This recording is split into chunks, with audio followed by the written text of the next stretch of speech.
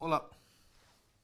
Na aula passada, a gente tratou da reflexão perpendicular em cima tanto de um material condutor quanto de uma lâmina de elétrica. A gente aprendeu que essa reflexão fazia com que surgisse no espaço diante da lâmina uma onda estacionária. Tá? Você analisou os máximos e os mínimos dessa onda estacionária, tá? E verificou-se que era possível medir a permissividade a partir do comportamento dessa onda.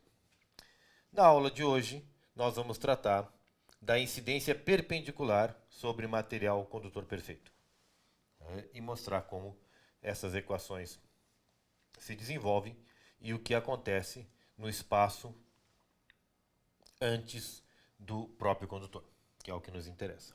Tá? Eu sou o professor Sérgio Severo, do Instituto Federal Sul-Rio Grandense, do curso de Engenharia Elétrica do Campus Pelotas. Tá? E essas são as aulas de ondas eletromagnéticas. Pois bem, vamos lá. Bom, senhores, observem esse desenho aqui. Tá? Nós temos duas coisas. Um plano, que nós vamos chamar de plano condutor, que é o plano condutor perfeito, o qual a onda eletromagnética não passa, tá? E ela incide nessa direção aqui. Nós temos uma onda que incide, e ela incide com um ângulo em relação ao vertical, na verdade aqui é o nosso próprio eixo Z, tá? Um ângulo θ de incidência. Essa onda vai no nosso dispositivo e reflete com um ângulo θ'. Quando a gente tratou dessa onda na incidência perpendicular, seria como se nós estivéssemos tratando com um campo elétrico aqui em cima. Tá? Um campo E incidente aqui. E aí aconteceria de ter um E refletido no sentido contrário. Tá? Bem, o campo magnético poderia estar nesse sentido que sai desse nosso plano perpendicular ao plano condutor.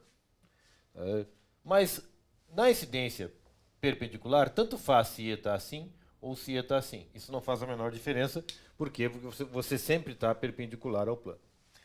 Na incidência oblíqua, nós vamos ter duas situações possíveis para uma onda polarizada. Tá? Plano polarizada. As situações possíveis para essa onda plano polarizada na incidência oblíqua são uma que possui o campo elétrico E nesse, vamos chamar de E+, E incidente, tá? Nesse plano de incidência. Então, o nosso campo elétrico E está paralelo ao plano de incidência. Como isso aqui é um plano, uma onda plana que vem nesse sentido contra o nosso plano condutor, né? O nosso campo H não se encontra no plano de incidência. Ele se encontra perpendicular a esse plano de incidência. Então, E está assim, em cima do plano de incidência, tá? E H está perpendicular ao plano de incidência, está saindo do plano de incidência nesse caso. E por que saindo? Porque E rotacional H tem que dar a direção de propagação da onda. Tá? Então, se nós fizermos a mão direita aqui, a gente desce na direção que a onda está se propagando. Então, seria aqui o nosso campo H+. Tá? A outra situação possível é a forma de polarização, onde o nosso campo E incidente é que é o campo perpendicular. Tá? Uma vez perpendicular ao plano de incidência, E é paralelo ao plano condutor. H perpendicular ao plano de incidência, H é paralelo ou tangencial ao plano condutor, quando ele chegar na superfície do plano condutor. E é isso que é importante. Tá? Então vejam bem, se eu tenho um H paralelo ao plano condutor incidindo aqui, esse H não tem componentes em X e não tem componentes em Z. Ele só tem componentes em Y. Mas o campo E, nesse caso, tem componentes em Z, vamos chamar de EZ+, e nós temos componente em X, EX+. Tá? O campo H só tem componentes em Y. Então, nós vamos chamar ele só de HY. Tá? Na outra situação, a gente teria um campo E que teria só componentes em Y, que seria chamado EY. Mas o campo H teria componentes. O campo... Opa, desculpa, vermelho. Senão a gente vai achar que o H é E. Né? O campo H incidente tem agora as componentes HX e HZ. O que significa isso? Significa que a gente pode verificar que nessa situação, na direção de propagação, e obviamente que essa onda se propaga para cá, porque ela vem uma parte dela, né, ela vem fazendo esse movimento, né, na direção de propagação, nós não temos componentes de H. Nós só temos componentes de E na direção de propagação. Então, essa onda é transversal, tá, para H. Então, isso aqui é uma situação que a nossa onda é uma onda transversal magnética, porque o campo magnético é transversal à direção de propagação e, no nosso caso, é transversal a essa direção aqui e a essa direção aqui. Tá? Não tem componentes nessa, nem em X e nem em Z. Mas acontece que essa situação aqui é o contrário. É o campo E que é transversal à direção de propagação. Então, essa onda aqui é uma onda transversal elétrica. Para que a gente possa estudar o caso geral, nós temos que estudar a situação para as ondas transversais magnéticas e a situação para as ondas transversais elétricas e fazer uma composição, uma justaposição entre elas, que a gente pode chegar a um caso geral, tá? Simplesmente por superposição. Então, nós vamos separar o nosso estudo, tá, na reflexão com a onda polarizada como uma transversal magnética, que também é chamada de polarização paralela, ou polarização π, tá? E depois nós vamos estudar com uma transversal elétrica, que é uma polarização perpendicular. Tá? Então, essas duas são diferentes e a gente tem que observar a diferença delas. Então, vamos apagar aqui a parte da polarização perpendicular, que não é o que vai se trabalhar agora. Nós vamos começar trabalhando com a polarização paralela. Então, depois eu consigo apagar sem fazer muita esculhambação no meu desenho. Tá? Porque se eu ficar desenhando isso aqui, o tempo da aula se esvai. Tá? Então, tá. Então, notem que a nossa configuração é essa. Nós temos um campo incidente que está nesse plano aqui, está paralelo a esse plano. Tem duas componentes, uma componente na direção X e uma componente na direção Z. Tá? E tem um plano magnético perpendicular. Esse plano magnético perpendicular reflete aqui. Nós vamos fazer esse plano magnético voltar na mesma direção. Prestem atenção que isso é uma convenção. Eu poderia fazer o contrário. Por quê? Porque, obviamente, essa onda depende da posição aqui que vocês estão no deslocamento no eixo xi ou no deslocamento no eixo x'linha. Tá? Essa onda... Esse x'linha está muito mal. Tá? Esse x'linha está muito mal. Esse x'linha tem que ser diferente. Deixa eu pegar a caneta verde aqui.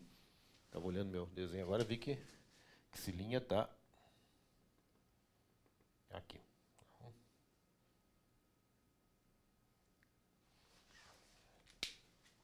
Então,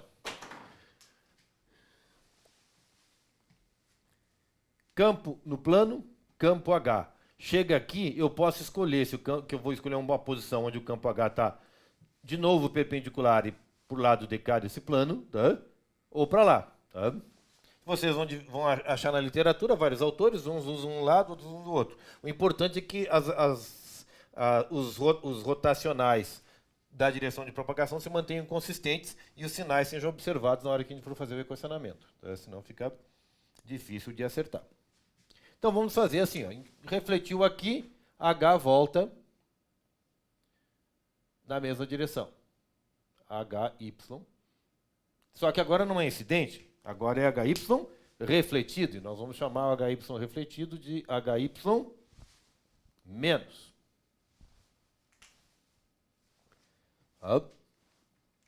Já o campo E,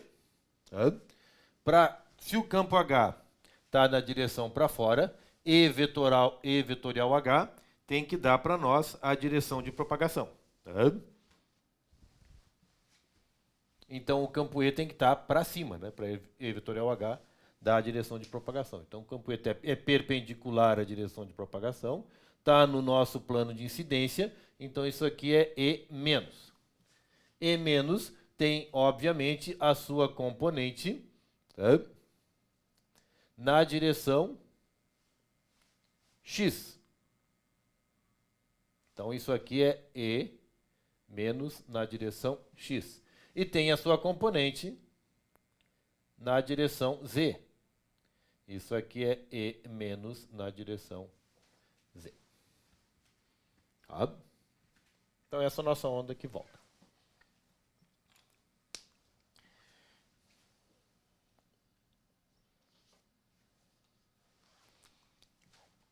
Se a gente quiser agora os campos em X e Z, nessas direções aqui, xi e x'inha, a gente pode dizer que os campos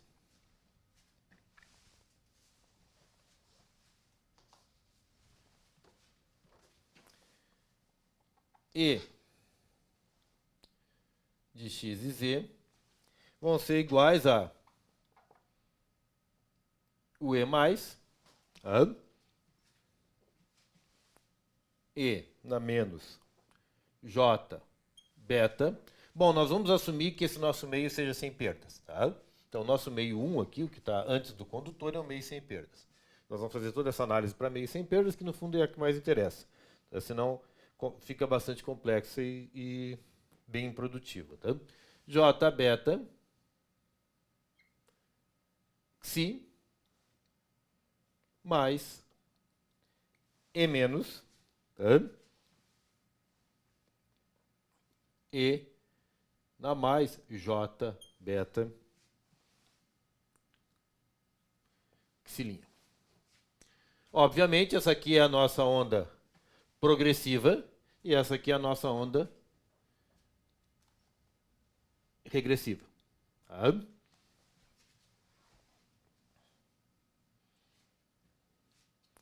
Num sistema de coordenadas, x e z, a gente pode expressar esses termos desses dois eixos que estão na direção de propagação das nossas ondas, os eixos da transmitida e o eixo da refletida. A gente pode expressar xi como sendo x seno θ mais e cosseno θ, onde θ é o nosso ângulo de incidência.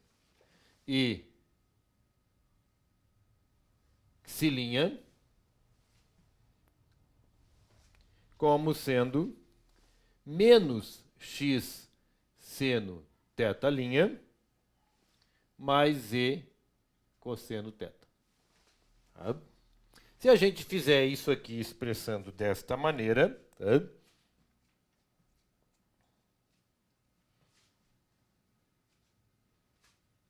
isso é fácil de ver, né? Se vocês quiserem ver o seno e o cosseno aqui, passem os ângulos para cá. A gente sabe que θ aqui e θ' aqui embaixo é o mesmo ângulo, θ é o mesmo ângulo aqui embaixo. E aí fica fácil de descobrir essas expressões aqui de alguma maneira. Não tem dificuldade, não tem muita dificuldade.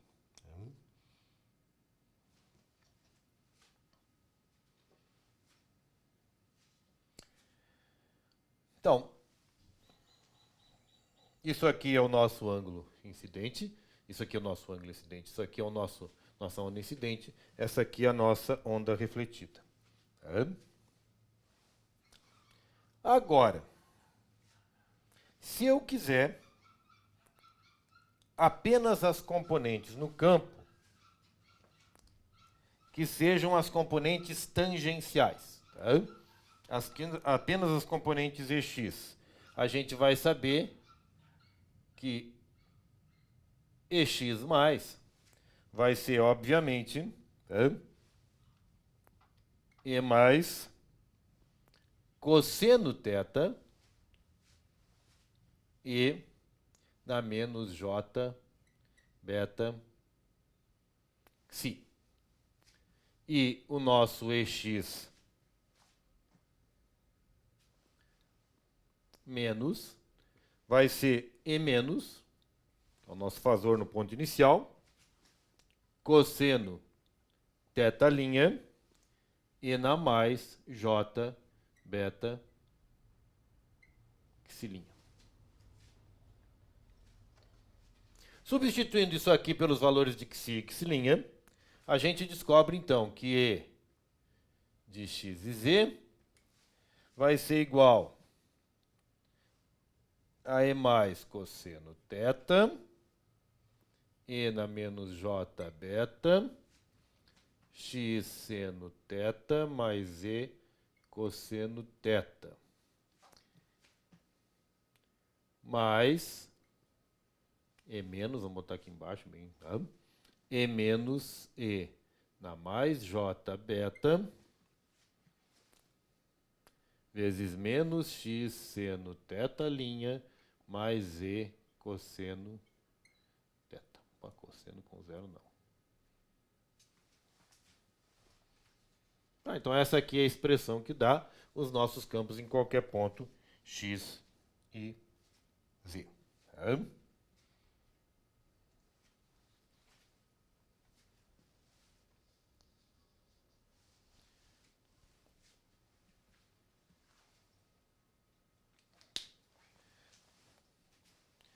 Bueno.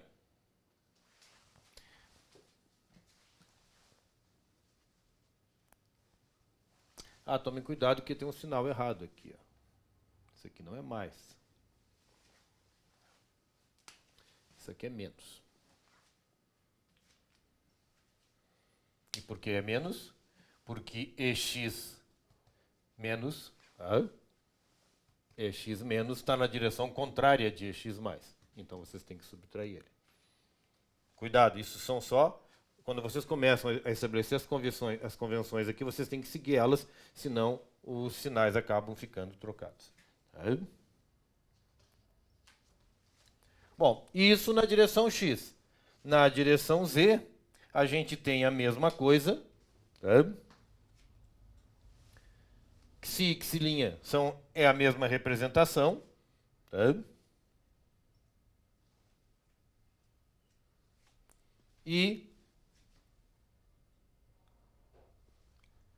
o valor de EZ mais vai ser igual a... Notem que os dois EZ mais, né, e o EZ menos estão na direção contrária do eixo Z. Então é igual a menos a intensidade inicial E mais seno θ e na menos j beta x seno θ mais E cosseno θ. E EZ menos vai ser igual a menos E menos seno de θ' e na mais j beta menos x seno θ mais E cosseno θ.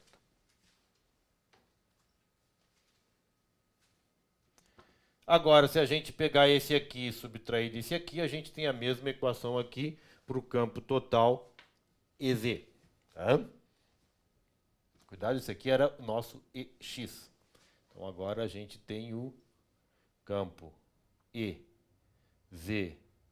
de x e z, ou seja, o campo na direção z em função de x e z, tá? Vai ser igual a essa soma toda aqui. Então, a gente pode fazer assim, a gente apaga aqui, tá? E faz com que esse aqui seja esse menos esse aqui.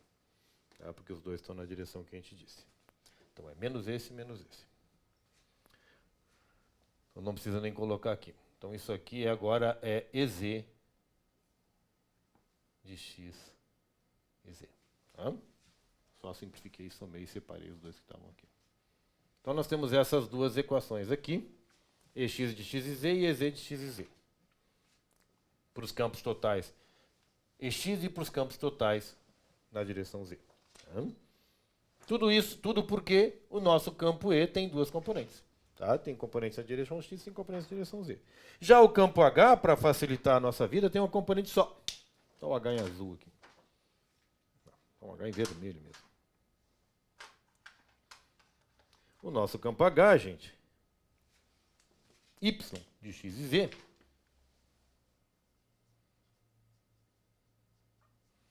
vai ser igualzinho à mesma soma. Notem que agora os dois H estão na mesma direção. Tá? Eu podia ter feito o contrário, podia ter invertido, aí eu teria que subtrair. Mas como os dois estão na mesma direção, é simplesmente o H mais E na menos J beta x seno θ mais E cosseno θ, que é só a expressão para o eixo xi, tá? E o mais o H inicial menos E na mais J beta menos x seno θ' mais E cosseno θ'. Tá? Então agora a gente tem uma expressão para E na direção x, uma expressão para E na direção z, uma expressão para H na direção y, todos eles definidos no nosso plano XZ.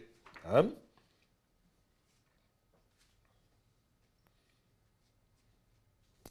Bom, qual é a condição de contorno? Então vamos botar lá, condição de contorno. Tá?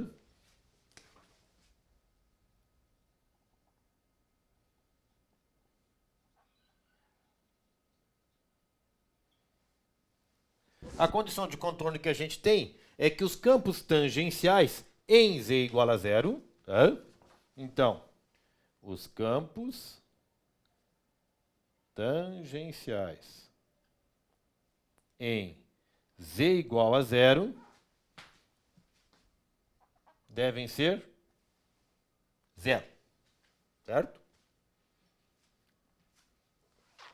Por quê? Porque a gente não pode ter campo elétrico tangencial em z igual a zero que não seja zero. Tá?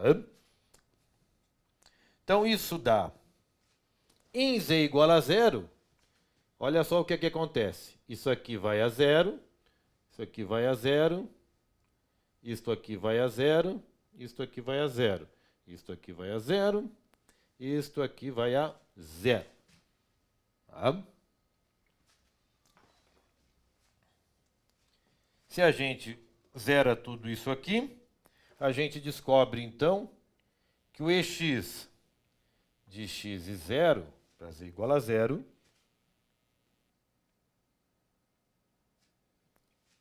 é igual ao E mais cosseno θ, E na menos J beta, x seno θ, menos o E menos, ou seja, o campo inicial menos, cosseno de θ', que é o ângulo de reflexão, e menos vezes mais vezes menos menos, tá? Então fica E na menos J beta x seno θ'.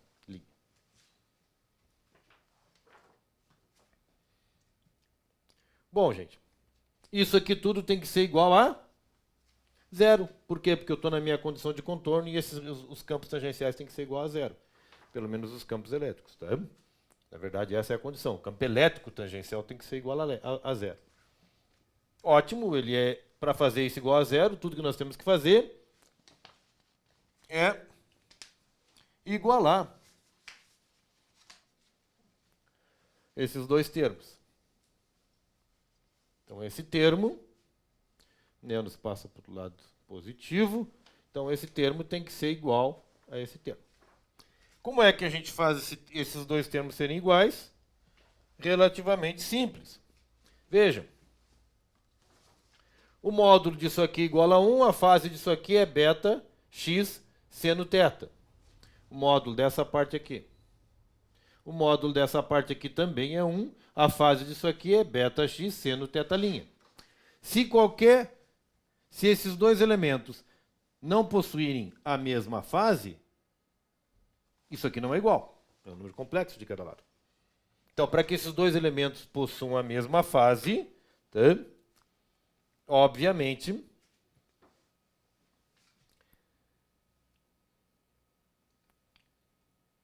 θ e θ' tem que ser o mesmo, porque beta-x já é o mesmo.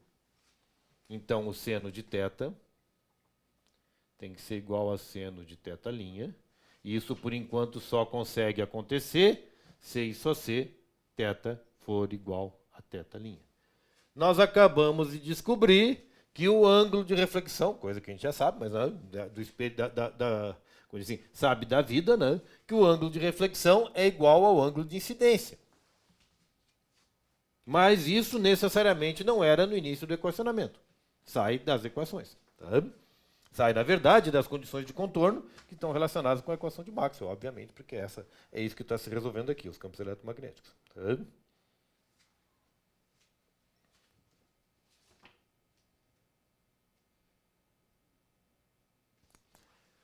Também, então, para manter essa igualdade aqui, já que θ igual a θ', tá? Então já não tem isso aqui.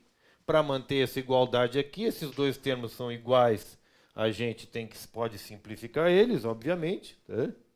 Então, vamos deixar isso aqui assim. Esse aqui, já que θ igual a θ', são os dois iguais. Tá? Obviamente, para se manter a igualdade, E mais tem que ser igual a E menos, certo? Então, o campo inicial incidente tem que ser igual ao campo inicial refletido. Então, θ igual a θ' e E mais é igual a E menos. Então, se eu pego essas equações agora aqui, substituo E mais por E menos, porque os dois são iguais, e faço θ igual a θ', eu tenho a seguinte conjunto de equações. O campo EX de x e z vai ser igual a menos 2j E inicial cosseno θ seno de beta z. Vai faltar espaço, então vamos arrumar espaço aqui. O quadro é pequeno. Seno de beta z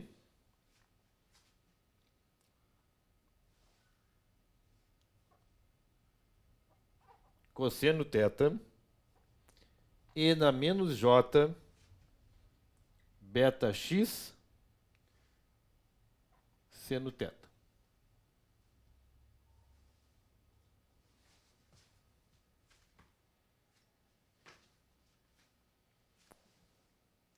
Já o campo EZ, em qualquer ponto do plano x e z, tá?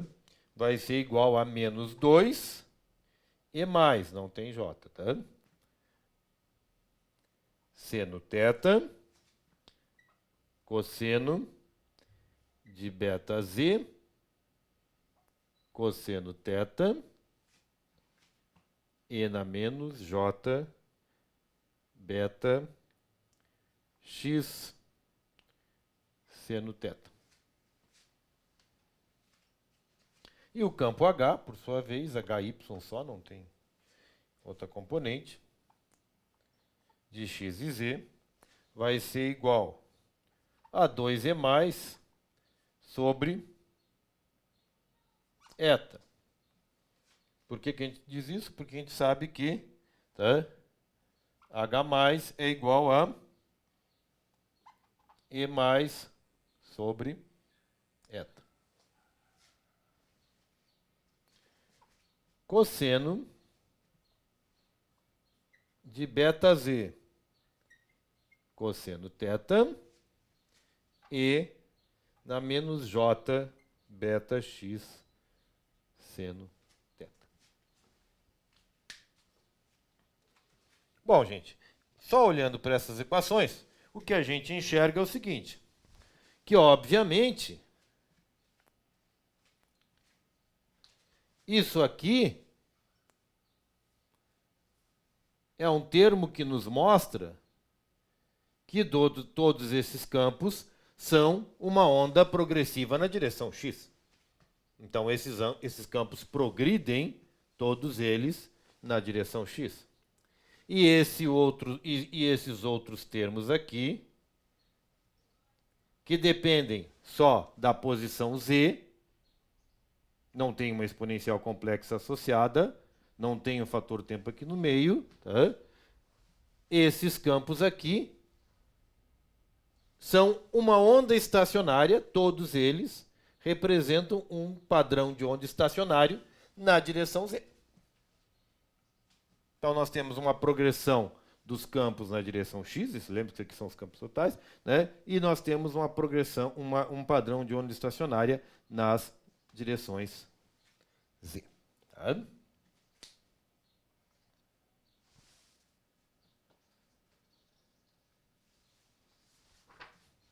Em z igual a zero,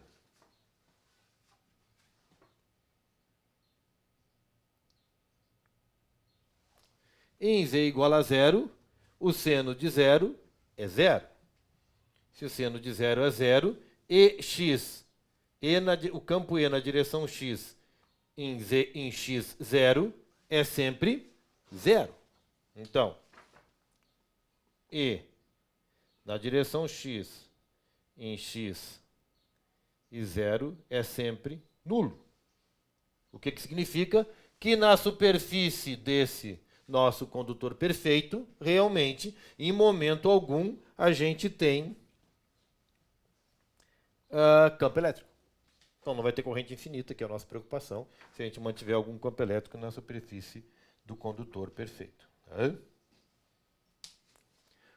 Essa função, entretanto, desse campo elétrico aqui, Ex, tá? Também resulta zero em outras posições. Tá? Porque, obviamente, esse termo aqui, tá, é zero também. Tá? O seno de beta z cosseno θ é igual a zero nas situações em que beta z cosseno θ seja igual a zero, mas também π, mas também 2π, mas também nπ. Tá? Como a gente sabe que beta é 2π sobre lambda, tá? Então, 2π sobre lambda vezes z cosseno θ vai ser igual a nπ. Então, nas posições z iguais a lambda vezes n vezes π sobre 2π cosseno θ, simplifica o π aqui em cima, tá? O nosso campo vai ser sempre zero. Então, resumindo, significa que a distâncias d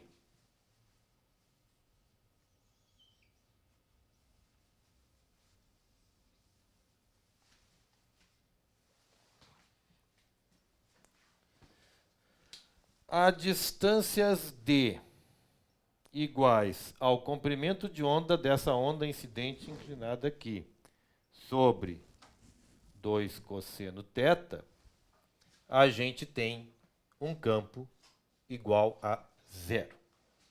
Tá? Então, Ex de x e Z igual a D, vai ser igual a 0. Que é aquilo que a gente sabe no padrão de onda estacionária. Só que a distância agora não é múltiplos de lambda, mas está dividida por cosseno θ. Ou seja, ela é um pouquinho maior do que a gente imaginava. Isso tudo, senhores, é o que ocorre para nós na polarização paralela. Tá? Na polarização aquela que a onda magnética é transversal. Ou seja, que não tem componentes do campo magnético na nossa direção de propagação. Tá? Ou seja, não tem componentes nem para X e nem para Z. Tá? Então, essa é tudo que ocorre aqui. Uma onda estacionária, que é assim, vou estragar meu gráfico, que a distâncias d lambda sobre 2 cosseno θ zera de novo. Na metade dessa distância, esse valor do campo é máximo.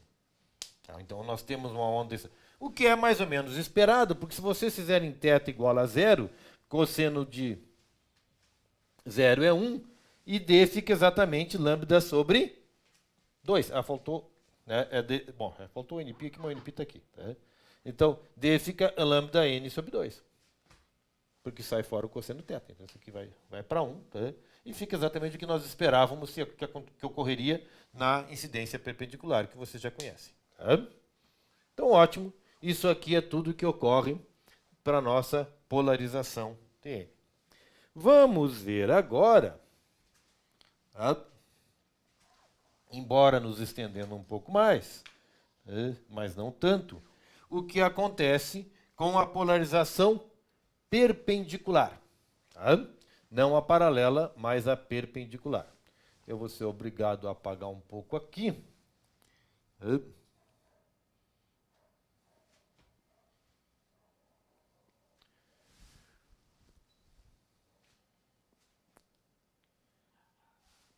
Na verdade, vamos botar aqui o desenho direito, também não custa nada perder alguns minutos. Vou apagar um pouquinho aqui assim.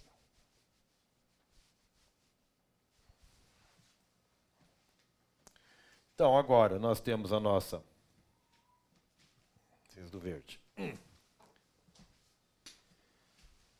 Nossa onda incidente, nossa onda refletida.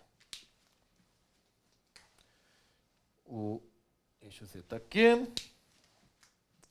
E dessa vez, o nosso campo elétrico tá bem paralelo aqui assim, tá aqui. E mais. E mais está aqui e E menos nós vamos usar a mesma direção. Ou seja, E menos está aqui. Então, notem que eles não têm componentes em X e Z, afinal de contas são perpendiculares. Mas H tem. H tem componentes. Para que dê E vetorial H, H vai ficar mais ou menos assim, para perpendicular para baixo aqui assim. Aqui fica H mais. Já esse H, E vetorial H, para dar aqui, H fica aqui. H menos. Se vocês botam H mais nessa situação assim, o que acontece? H tem uma componente X no sentido contrário da propagação, H mais X, e H tem uma componente Z no sentido do eixo. Tá? H mais Z. Aqui é X e ali é Z. Então, já aqui na saída, nós temos uma componente Z aqui, H menos na direção Z, e uma componente X na direção positiva do X, H mais X. Então, isso aqui, gente, não é, obviamente, a transversal magnética, mas agora nós posicionamos os nossos vetores de forma que o campo transversal seja o campo elétrico. Então, isso aqui é uma onda transversal elétrica ou de polarização perpendicular ao plano de incidência. Também conhecida como onda S.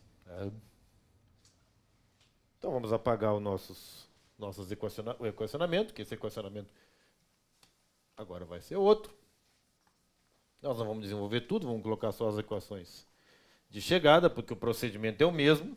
Acerta-se as direções, né, converte-se os eixos que se linha das suas coordenadas, substitui lá em cima, e vocês conseguem, na teoria, fazer isso aqui tudo funcionar.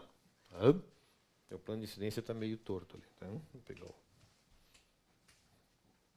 Está meio apagado meu plano de incidência aqui. Este é o nosso plano de incidência. Tá?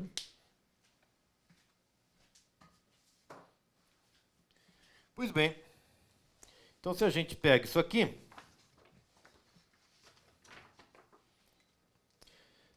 as componentes que nos sobram são as seguintes.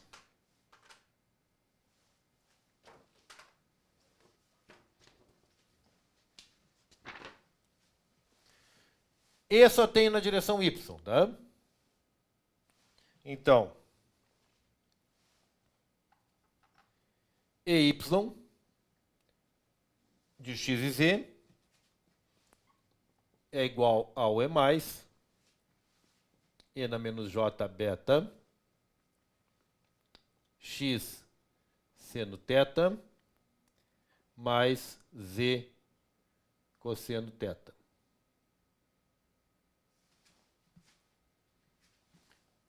Mas, notem que as duas componentes estão na mesma direção, tá? E as duas componentes estão na direção positiva de y, então é mais, tá?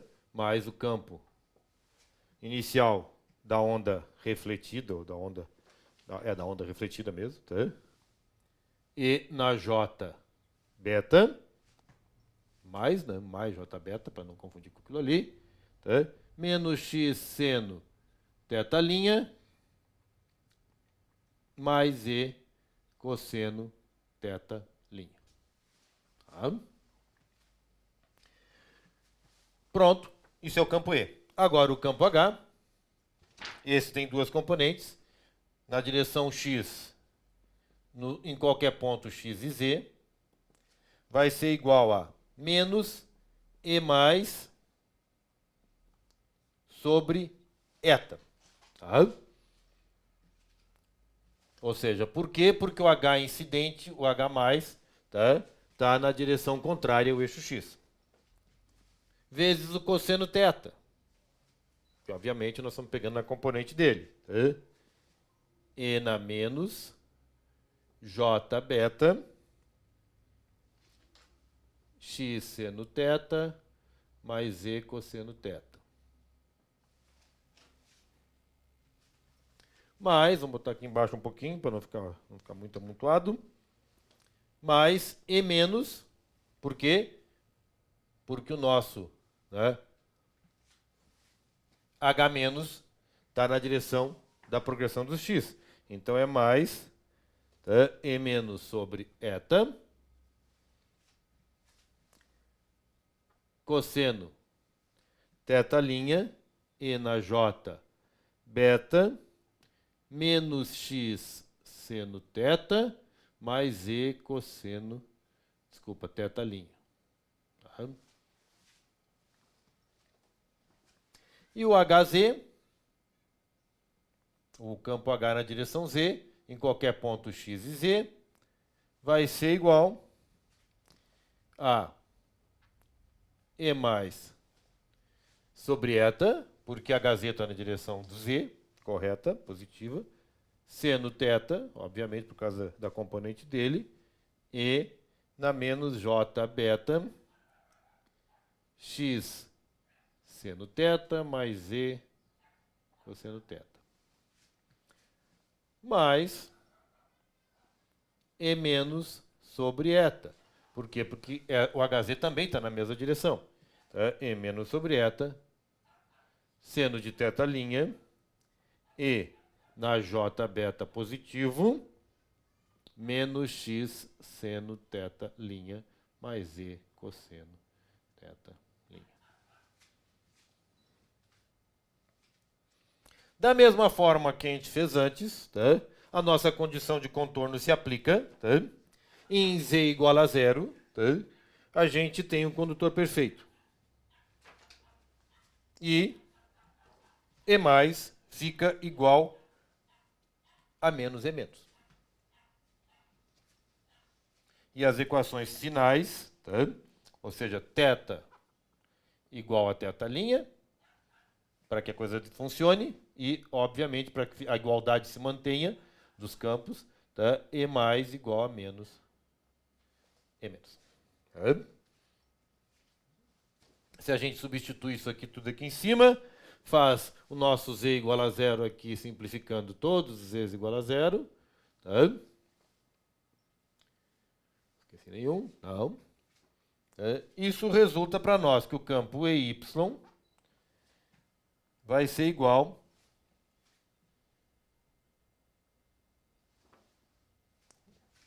de x e z também, tá? Vai ser igual a menos 2j e mais seno de beta z cosseno θ e na menos j beta x seno θ.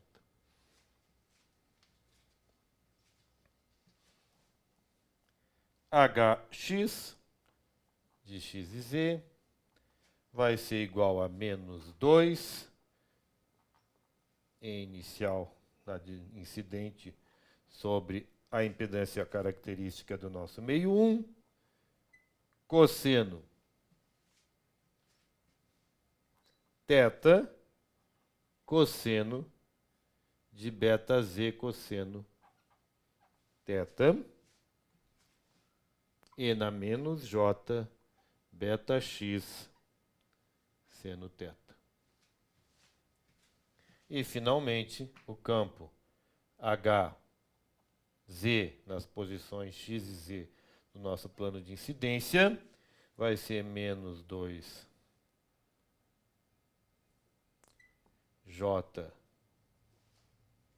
e mais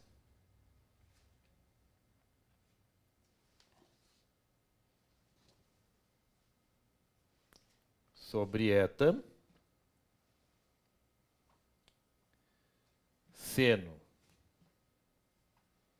θ seno de beta z cosseno θ e na menos j beta x seno θ, negativo também por causa desse negativo aqui em cima. Né?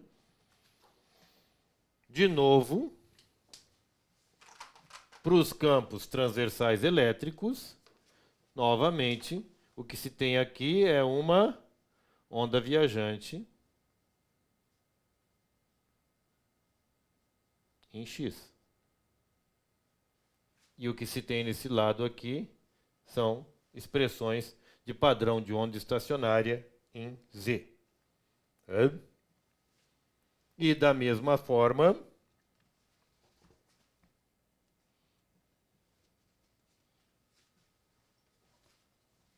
para o campo E, da mesma forma para o campo E, a gente tem que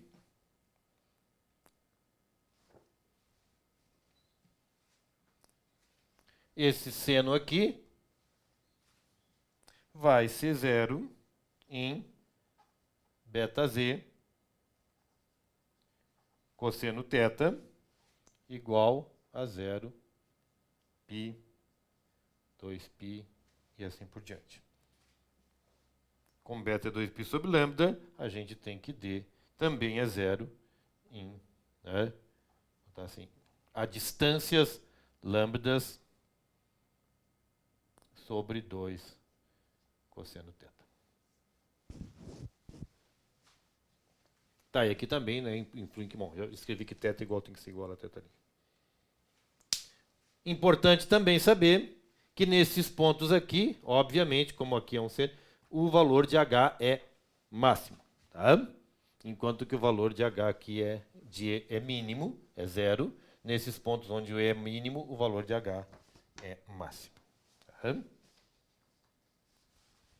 Para encerrar a nossa aula, agora nós vamos ter que entender como, afinal de contas, se comporta a velocidade de fase. Já que nós estamos dizendo que isso aqui se propaga, né, tem uma onda viajante aqui em x, tá?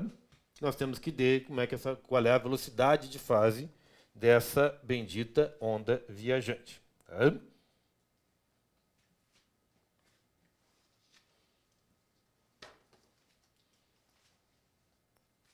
Então vamos ver a velocidade de fase da onda viajante, independente, vocês vão ver já que deu o mesmo comprimento, independente se os nossos campos são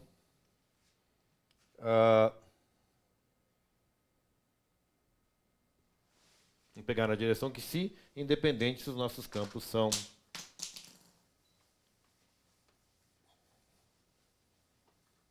transversais elétricos ou transversais magnéticos. Tá? Que obviamente a velocidade de fase deles vai ser a mesma. Mas notem, nós não estamos falando, obviamente, da velocidade de fase na direção da propagação deles. Essa nós sabemos. Nós estamos, porque se for no espaço, é a velocidade da luz. Nós estamos falando da velocidade de fase desses campos na direção x, por exemplo. Tá? Ou na direção z.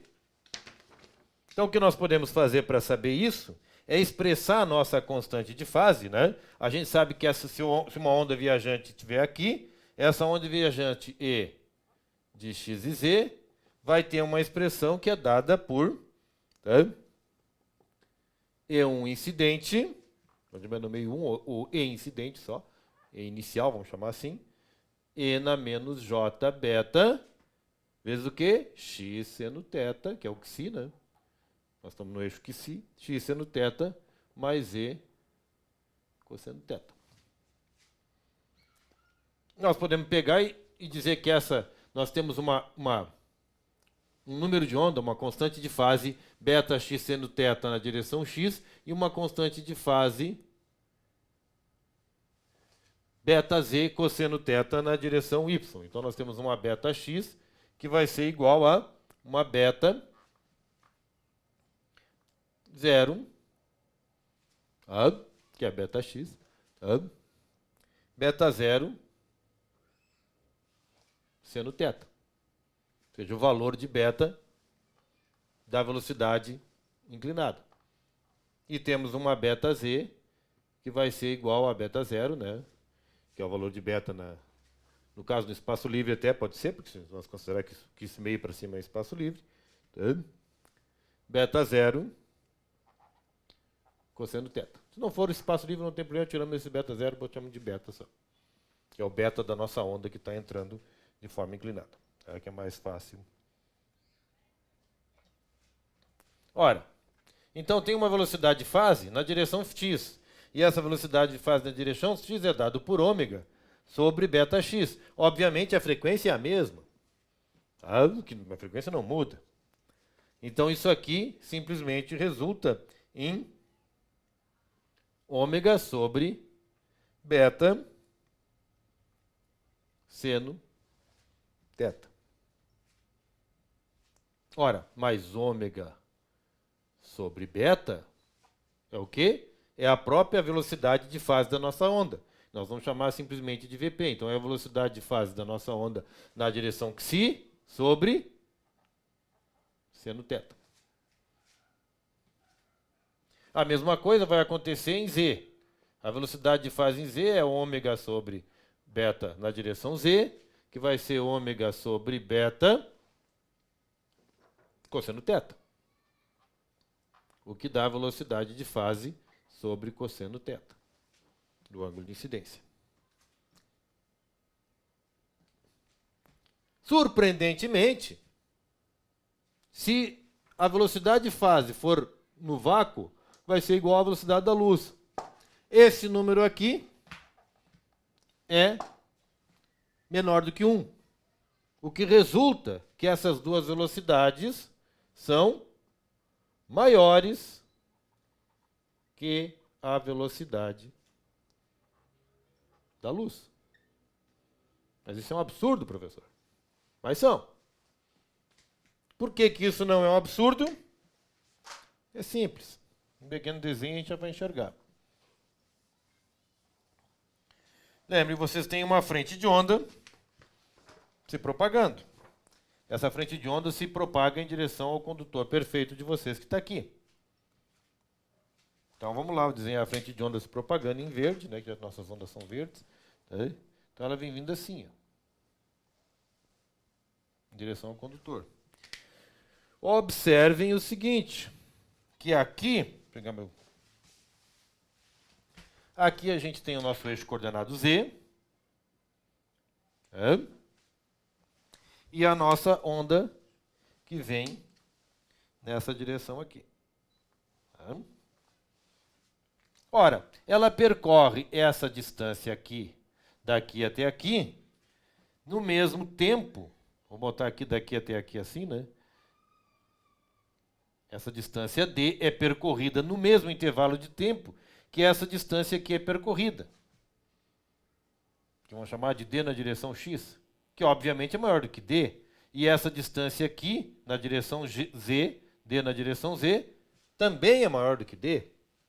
E ambas são percorridas no mesmo intervalo de tempo, ΔT.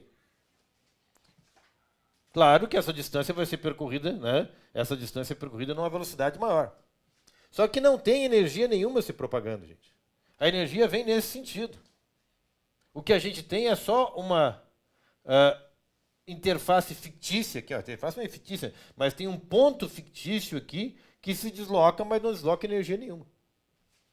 E se isso for somado com a nossa onda, vocês vão ver o resultado que dá. Então não tem nada se propagando, tá, que a gente possa se preocupar pelo fato dessa velocidade aqui, né? Velocidade de fase na direção X e essa velocidade de fase na direção Z serem maiores que a velocidade da luz. Por quê? Porque a velocidade de fase aqui não é. E é essa aqui que propaga, e essa aqui, na verdade, que transporta energia em direção ao nosso plano condutor. Tá? Pois muito bem, o que se tem a dizer a respeito de incidência oblíqua sobre o condutor perfeito é isso. Tá? Importante que vocês entendam que se está se tratando, tem que se tratar de forma diferente a onda transversal elétrica da onda transversal magnética, tá? Senão não se consegue expressar os campos direito. Tá? E isso vai ser ainda mais importante quando nós formos trabalhar com os dielétricos, ou seja, em vez de ter um condutor perfeito aqui, nós vamos ter um plano com um material dielétrico infinito para baixo aqui, que é a nossa próxima aula. Muito obrigado e até a próxima aula.